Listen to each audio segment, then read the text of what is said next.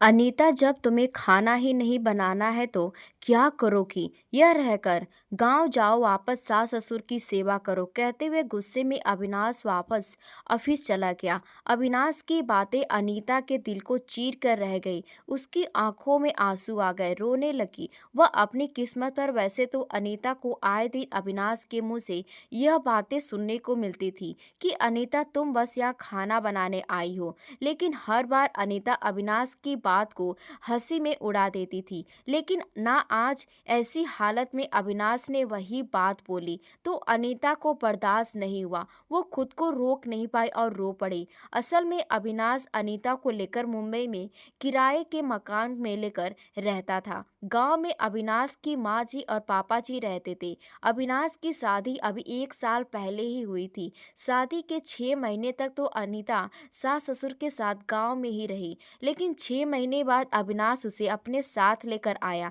यह कहते हुए कि उसे खाने पीने की दिक्कत होती है, खाना बनाने का टाइम नहीं मिलता और बाहर का खाना खाना ठीक नहीं होता। लेकिन माँ जी नहीं चाहती थी कि अनीता अविनाश के साथ जाकर शहर में रहे, क्योंकि बहू के आने के बाद माँ जी का मन काम से हट गया था। अब काम करने का उनका मन ही नहीं करता। लेकिन गांव में जब भी कोई अनीता के बारे में पूछता तो माँ जी यही कहती, हाँ बहू को भेज दिया बेटे को खाना बनाने के लिए, दिक्कत हो रही थी। माँ जी का टोन ऐसा होता कि अनीता को बहुत खराब लगता। सुन सुनकर चिढ़के रह आ जाती। इतनी हिम्मत कहाँ थी जो सास को कुछ कह सकी। और यही बातें अविनाश ने भी सुनी थी, इसलिए वह हर बार बार अनीता को चिढ़ाते हुए कहता, सुन रही हो अनीता, माँ क्या कह रही है, तुम बस यहाँ खाना बनाने जा रही हो। अनीता को दोनों ही माँ बेटे की हरकतें बहुत अजीब लगती। खैर अनीता पति के साथ मुंबई आ गई। मुंबई आने के बाद भी माँ जी का रोज रोज सुबह सुबह ही फोन आ जाता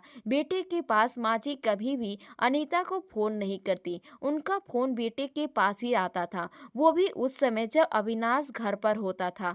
माँ जी को अच्छे से पता था कि अविनाश सुबह 8 बजे चला जाता है और रात को 7 बजे आ जाता है। सुबह तो किसी के पास टाइम नहीं होता बात करने के लिए, इसीलिए बस 5-10 मिनट के लिए ही माँ जी बात करती। लेकिन शाम को जैसे ही अविनाश 7 बजे घर आता और 10 मिनट के घर के अंदर ही तुरंत माँ जी का फोन आ जाता और वो फोन 8 से 9 बजे तक ही चलता रहता, जब तक कि अनीता किचन का सारा काम नहीं कर लेती, खाना तक नहीं बना लेती। तब तक अविनाश आराम से कमरे में बैठे माँ को एक एक खबर देता रहता। माँ जी भी एक एक चीज पूछती रहती, खाना बन रहा है क्या, क्या बन रहा है, सुबह क्या बना था, अभी क्या बना रहा है, बेटा कभी यह बनवा लिया करो, कभी वो बनवा लिया करो।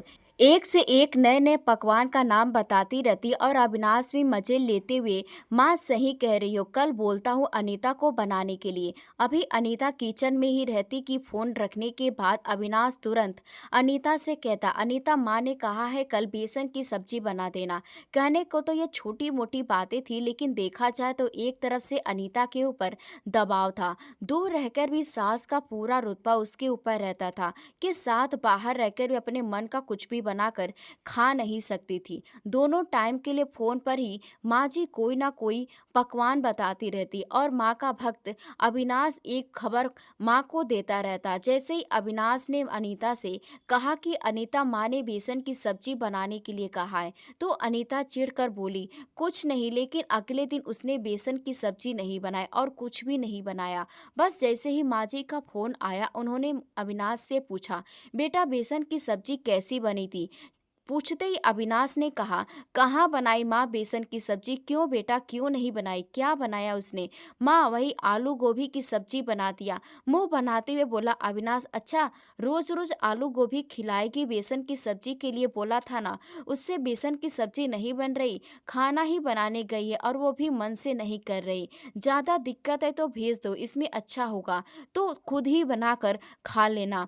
फोन स्पीकर पे था, सब कुछ साफ साफ सुनाई दे रहा था।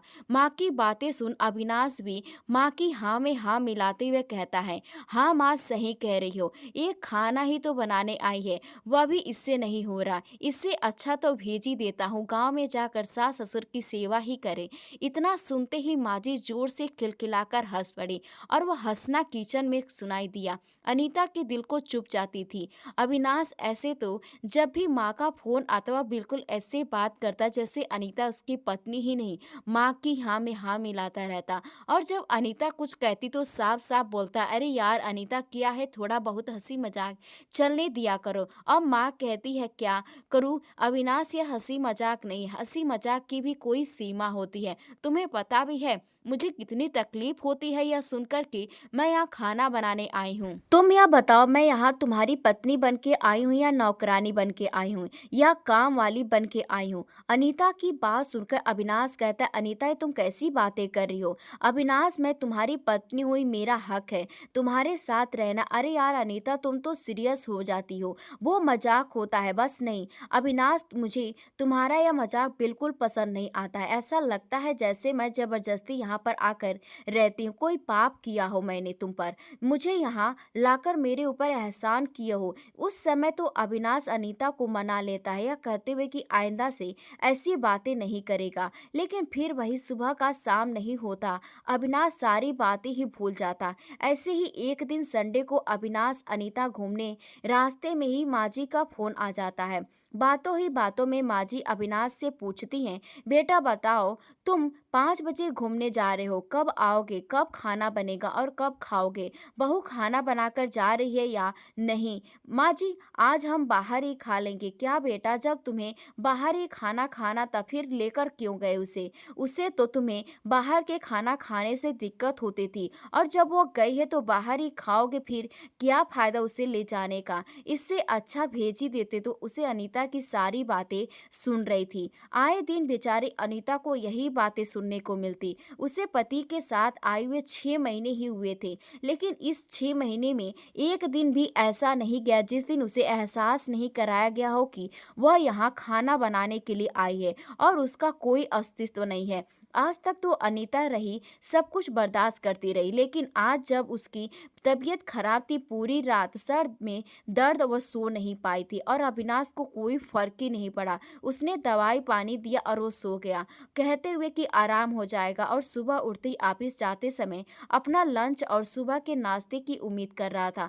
अनीता से उसे इस बात की जरा भी भनक नहीं थी कि अनीता पूरी रात सो नहीं पाई है। अविनाश का टाइम भी हो रहा था और अनीता को सोता हुआ देख अविनाश चिढ़ जाता है और अनीता के पास जाकर कहता है, अनीता कुछ नाश्ता पानी मिलेगा, मेरा लंच कैसे बनेगा। अनीता ने साफ साफ कह दिया, अविनाश मेरे सर में बहुत दर्द हो रहा है, बिल्कुल उठने का मन ही नहीं हो रहा, आज तुम बाहर से ही खाना खा लो या थोड़ा बहुत कुछ बना लो। अच्छा तो तुम चाहती हो कि मैं सुबह सुबह उठकर खाना बनाऊं और फिर तुम्हारे लिए भी रख कर जाऊं, यह मुझसे नहीं होगा। और रात को तुम्हें दवाई दी थी ना मैंने, तुम्हें आराम तो हुआ होगा ना, फिर सुबह भी उठकर खा ली होती।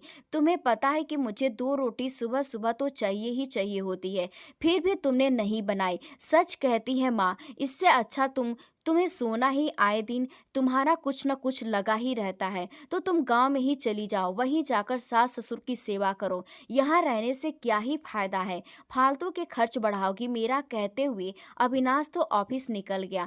पीछे उसने पलट के भी नहीं देखा कि मेरी बातों का असर अनीता के ऊपर क्या हो रहा है। आज तक तो अनीता माँ बेटे के मुँह से यह बातें बर्दाश्त करती थी, लेकिन आज दर्द में भी थी, तकलीफ में थी, बीमार थी, पूरी रात सो नहीं पाई थी। इसके बावजूद भी अविनाश अपनी आदत से मजबूर अनीता को बोला कि चली जाओ, सास ससुर की सेवा करो, यहाँ के खर्च मत बढ़ाओ, तुम खाना बनाने के लिए आई हो। बस यह बातें अनीता को बर्दाश्त नहीं हुई। पहले तो वह खूब रोई, क्या किस्मत पाई है, जब से शादी करके आई है उसे पल पल यह एहसास कराया जाता है कि वह बस काम करने के लिए आई है, खाना बनाने के लिए आई है, ना कि किसी की बहू है, ना किसी की पत्नी है। पति के साथ रहने आई तो पति ने हर पल एहसास कराया कि उसे यहाँ लाकर एहसान किया है, उसके ऊपर उसके खर्च बढ़ गए हैं। मेरे आने से आखिर कोई कब तक बर्दाश्त करेगा? बर्दाश्त करने की भी सीमा होती है। अविनाश के ऑफिस चले जाने के बाद जब अचानक ही अनीता का ऐसा मैसेज पढ़ने के बाद अविनाश परेशान हो जाता है। वह बार बार अनीता को फोन करता है, लेकिन अनीता फोन नहीं उठाती है। अविनाश को इतना तो पता था कि अनीता घर गई है, लेकिन अगले दिन जब अनीता घर नहीं पहुंची तो अनीता रोकर अपने मन को शांत कर लेती है। तो कुछ सोचते हुए अपने भाई को फोन करती है और अपना टिकट करवाती है। और अगले दिन जब अविनाश ऑफिस चला गया तो अनीता उसे मैसेज करके बता देती है कि वह घर जा रही है। अविनाश परेशान हो गया। आखिर अनीता जब ससुराल भी नहीं गई तो कहाँ गई? कुछ सोचते हुए अविनाश ने अनीता के मायके फोन लगाया तो पता चला अनीता मायके गई है। मायके का नाम सुनते ही अविनाश अनीता पर गुस्सा होते हुए बोला, अनीता, अगर तुम्हें घर ही जाना था तो तुम ससुराल क्यों नहीं गई? मायके क्यों चली गई? किससे पूछ के गई हो? मायके अविनाश, मुझे किसी से पूछने की जरूरत नहीं है। और ससुराल किसके यहाँ जाऊं? सास ससुर की सेवा क्यों करूं? मेरी शादी सास ससुर से हुई है। जब मेरे पति ही मेरा नहीं है, जब मेरा पति ही मुझे नहीं समझ रहा तो मैं सास ससुर के पास क्यों जाऊं? जिससे शादी हुई है, जो साथ जन्म देने के बाद वादा किया था, वह उसके साथ मैं एक जन्म भी नहीं रह सकती। तो सास ससुर क्या है? पति पति होता है, सास ससुर होते हैं। जब पति ही अपना नहीं है तो सास ससुर अपने कैसे हो सकते हैं? और वैसे भी तुम्हारे माँ बाप को बहू नहीं चाहिए थी, ना ही तुम्हें पत्नी। तुम सबको तो खाना बनाने वाली एक नौकरानी चाहिए थी। लेकिन मेरे माँ बाप ने अपनी बेटी भी लाई थी, किसी के घर की बहू बनाकर, किसी की पत्नी बनाकर, कि खाना बनाने वाली नौकरानी बनाकर। इसलिए मैं अपने माँ बाप की गलती को सुधारने यहाँ आई हूँ कि उन्होंने मेरी शादी गलत घर में कर दी है। वहाँ तो नौकरानी चाहिए, बहू नहीं, पत्नी भी नहीं। इसलिए तुम लोग अपने लिए और अपनी माँ के लिए खाना बनाने वाली पैसे पर भी लगा सकते हो। मैं फ्री में क्यों तुम लोगों की नौकरी करूं? जो रिश्ता था खाना बनाने वाले का, वह मैंने तोड़ दिया। नहीं रहना मुझे तुम लोगों के साथ। कहते हुए अनीता ने फोन काट दिया। 4-5 दिनों तो अविनाश गुस्से में सब कुछ मैसेज किया, लेकिन अब उसे धीरे धीरे यह घर काटने को दौड़ रहा था। अनीता के बिना उसका मन नहीं लग रहा था। 6 महीने में ही उसे अनीता की आदत हो गई थी।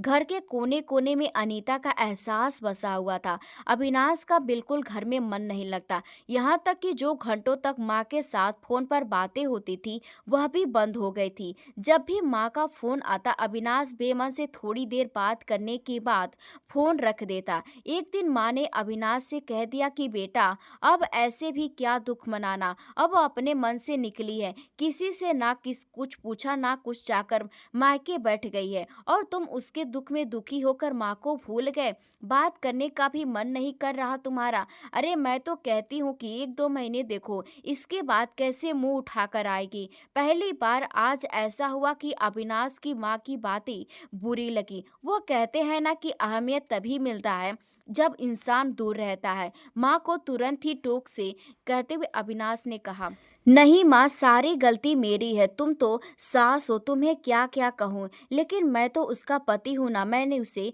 कभी समझने की कोशिश ही नहीं की, लेकिन अब मैं समझ गया हूँ। अनीता से माफी मांगकर उसे ले आऊंगा। अरे बेटा, तुम्हारा दिमाग खराब हो गया है। एक बार माफी मांग लेगा तो पूरी जिंदगी पैरों पर गिड़गिड़ा पड़ेगा। माँ जो भी हो, पैर तो गिड़गिड़ाना ही पड़ेगा, सर पर भी वही चढ़ाएंगे। माँ पत्नी है, वो मेरी कौन सी आप में और पापा में लड़ाई नहीं होती है? और हर बार पापा ही तो आपकी मानते हैं ना। कितना कुछ बोलती हैं आप पापा को। तो क्या हुआ जो अनीता नाराज होकर मायके चली गई है? माँ मैं जा रहा हूँ। और हाँ, आपको भी एक बात बोल देता हूँ, आप आइंदा से कभी अनीता को कुछ नहीं बोलेंगी। उसे घर की बहू की तरह रखेंगी, बात करेंगी, ना कि एक नौकरानी की तरह। कहते हुए अविनाश ने फोन रख दिया और अगले ही दिन ट्रेन पकड़कर पहुंच गया।